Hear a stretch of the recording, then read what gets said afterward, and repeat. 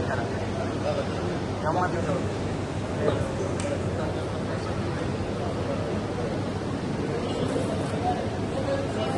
94 లక్షల ఓట్లు గాయబ్ చేసి ఆ ప్రభుత్వమే పడిపోయే పరిస్థితి వచ్చిందంటే దాన్ని మనము తక్కువగా చూడకుండా ప్రతిరోజు మీ గ్రామాలలో ఏం జరుగుతుందో సుమారు మన 86 గ్రామాల్లో 67 సర్పంచులు ఉన్నారు. మిగతా మున్సిపాలిటీలో కూడా మేజర్ మనమే ఉన్నాం కనుక ఒక్క ఓటు కూడా మన పార్టీకి సంబంధించిన వ్యక్తులే గాని పోనీయకుండా మనమందరం కూడా జాగ్రత్తగా ఉండాల్సిందిగా మిమ్మల్ని అందరినీ కూడా కోరుతున్నాం. 10 బూత్లకు ఒక సూపర్వైజర్ ఉంటాడు. అదే రకంగా మన మండల ప్రెసిడెంట్ కొత్తగా ఎన్నికైన మండల ప్రెసిడెంట్లు పట్టణ అధ్యక్షులు ఉన్నారు. ఏదున్నా డౌట్ ఉన్నా సరే వారితో సంప్రదించండి. మనకి నియోజకవర్గానికి సర్ మీద మన ఇన్ఛార్జిగా మనము వెంకటరామన్న మంత్రి తనని నియమించడం జరిగింది.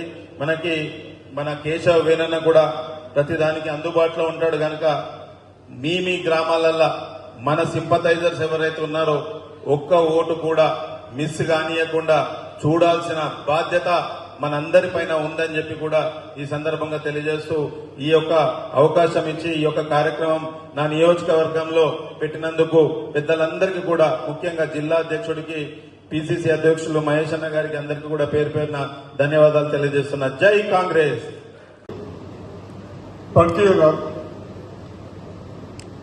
మన రాహుల్ గాంధీ గారు ఉన్నప్పుడు ఓట్లకు ఇంపార్టెంట్ ఇచ్చి యువకులకు కూడా ఇవ్వాలని మనం తెస్తే ఉన్నోళ్ళని తీసేయాలని కొన్ని ప్రణాళికలు పెట్టుకున్నారు. దాని కొరకు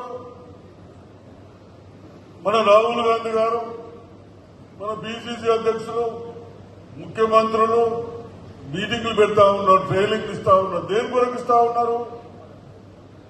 కాంగ్రెస్ పార్టీ ఇన్ని సంవత్సరాలు వస్తుంది పోతుంది కానీ పోనీ అనకుండా ఈ సంగతులు నాకు తెలుసు. ఏమైతుంది పోనీ ఏమి కాదురా బాపు, నీ ఓటు తీసేస్తారు, నీకు ఇంపార్టెన్స్ ఉండదు. మీరు అనుకున్నారేమో గతంలో ఏ బూతులో ఎన్ని ఓట్లు పోలేనాయి. ఆ ఓటు ఎన్యుమరేషన్ ఫామ్ నింపుతూనే ఓటు వస్తుంది, లేకుండా రాదు. మనం ఓటేసినాము, మనం పౌరులము, 10% ఓటేసినాము.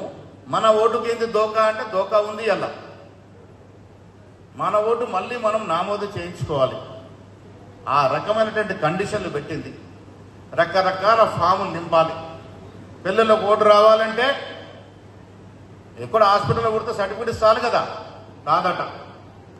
తల్లి ఓటో తండ్రి ఓటో జత చేయాలి. ఇవన్నీ కూడా తొండికెత్తుకొని కండిషన్లు పెడుతున్నారు. కాబట్టి జాగ్రత్తగా ముందుకు పోవాల్సిన అవసరం ఉన్నది. మిత్రులారా, ఇవాళ నందిపేట మండలంలో మా వెంకటేష్ ఆధ్వర్యంలో మీ అందరినీ ఒకవైపు ట్రైనింగ్ ఇచ్చుకొని ఒక పెద్దలందరూ కలుసుకునే అవకాశం ఇవాళ చిక్కింది. కొంత రాజకీయాలు కూడా మాట్లాడుకోవాలి. ఇలా ఎస్ఐఆర్ పేరిట టీఆర్ఎస్ బామర్దులు తిరుగుతా ఉన్నారు,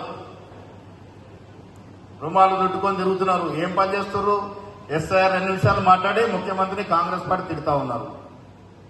ఏం హక్కుందండి వాళ్ళకి? కేటీఆర్ కానీ హరీష్ రావు కానీ 10 ఏళ్ల పాలన మనం చూడలేదా? మర్చిపోయిన ఎవరైనా? నందిపేటలో మీ గత శాసనసభ్యుడు చేసిన అరాచకాలు మర్చిపోయినరా? టీఆర్ఎస్ పార్టీలో ఏం అరాచకం జరగలే, ఎంత దోపిడీ జరిగింది మర్చిపోయినామా? అప్పుడే ప్రజలు అమాయకులు మర్చిపోయారు. మేమేదో చెప్తే నమ్ముతారని బావ ఒక దిక్కు, బామ్మ ఒక దిక్కు, చెల్లెఅయితే వెళ్ళిపోయింది. ఆస్తులు పంచలేక చెల్లెని బయట పంపించేసిండ్రు. ఉన్నది బావ బామర్దులు. ఈ బావమర్దికి ఎప్పుడు హ్యాండ్ ఇస్తాడో, బావమర్ది బావకి ఎప్పుడు చేతిస్తాడో తెలియదు. ఇద్దరు రెడీ ఉన్నారు, ఎవరు ముందే అయితే వాడన్నట్టుగా. వాళ్ళు ఇలా రాష్ట్రం తిరిగి కాంగ్రెస్ గురించి మాట్లాడుతున్నారు. ఏం తక్కువ చేసిందే కాంగ్రెస్? మంది అడుగుతా ఉన్నారు, అసలు ఎస్ఐఆర్ ఏంది? 2 మాసాలుగా పిసిసి దీని మీద ఎందుకు కసరత్తు చేస్తా ఉంది? 3 సార్లు ముఖ్యమంత్రి ఎందుకు ఈ సమావేశానికి వచ్చినాడు? దాదాపు 5 సార్లు జూమ్లో ముఖ్యమంత్రి గారు ఎందుకు శాసనసభ్యులతో మంత్రులతో మాట్లాడుతూ ఉన్నారు అనే ఒక ఆలోచన వస్తూ ఉంది. సార్ అనేది మా మిత్రులు అనిల్ గారు చెప్పినట్టుగా కొత్త ఏం కాదు.